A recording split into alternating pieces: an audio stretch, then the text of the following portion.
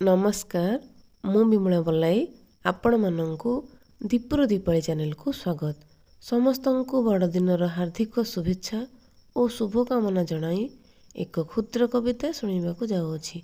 कविताटिर शीर्षक शुभ बड़दिन।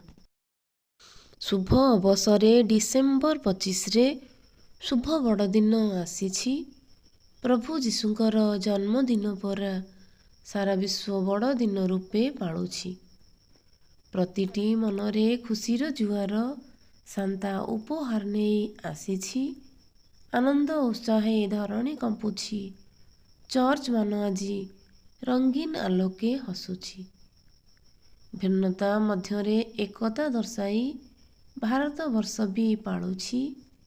बजारर शोभा द्विगुणित दिशे। Christmas tree दृष्टि आकर्षण करुछि। क्रिसमस रो मुख्य आकर्षण केक दियानिया चली। नूतन वर्षर स्वागत जनाई कार्ड दियानिया हेउछि।